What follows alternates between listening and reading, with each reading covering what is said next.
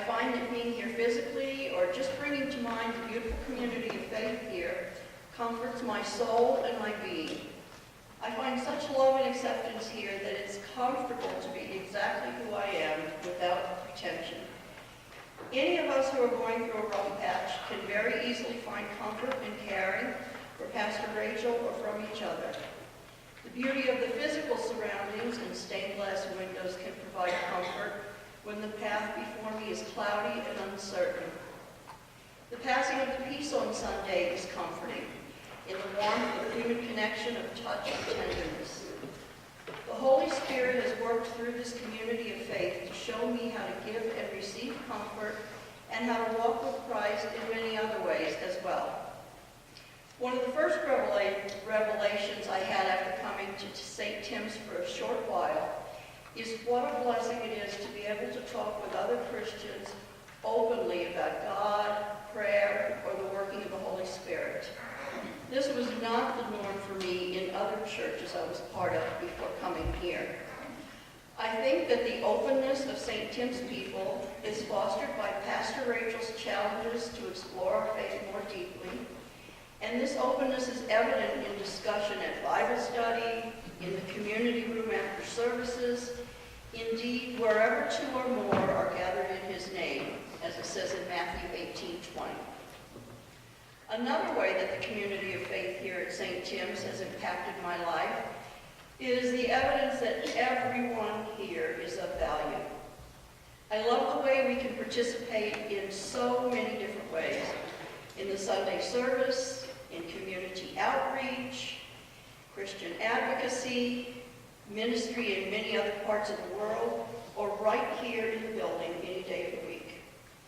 The longer I'm here, the more I realize how many people it takes behind the scenes to keep our church running smoothly and moving forward, and how truly humble they are, like secret agents for God. What I love is that we all do these little acts of kindness for God and for each other. Just one example is that there exists among us a few coffee fairies.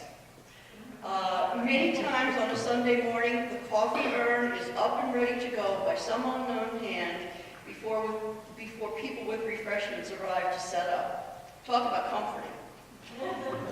Pastor Rachel has orchestrated it so that anyone who wants to can serve in any capacity during the service and beyond Sunday morning. The concept of discipleship is woven through many of our activities, scheduled or impromptu, and the time spent together as a community, socializing on Sunday morning, sharing ideas at the book club or theology on tap, making music, or working together in Albuquerque community endeavors. She has gotten so many people involved with revolving roles and short-term commitments, and often it's left up to the individual how to express ourselves to the congregation through prayers, temple talks, announcements, and so on. It's easy to find a niche here. Recently, I stumbled into a stewardship committee meeting, mistaking it for something else, and guess what? Voila, I'm a member.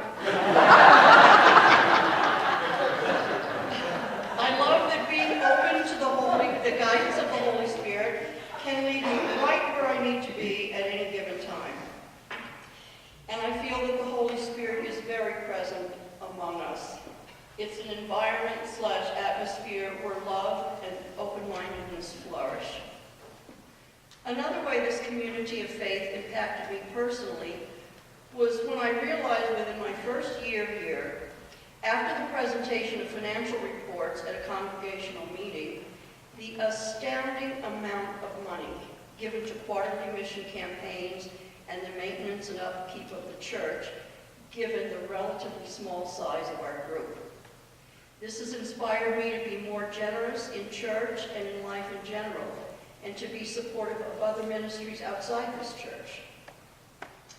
There are so many people here at St. Tim's whom I look up to and try to emulate as followers of Christ, and I feel truly privileged to be in the company of such a community of saints. Most of all, I feel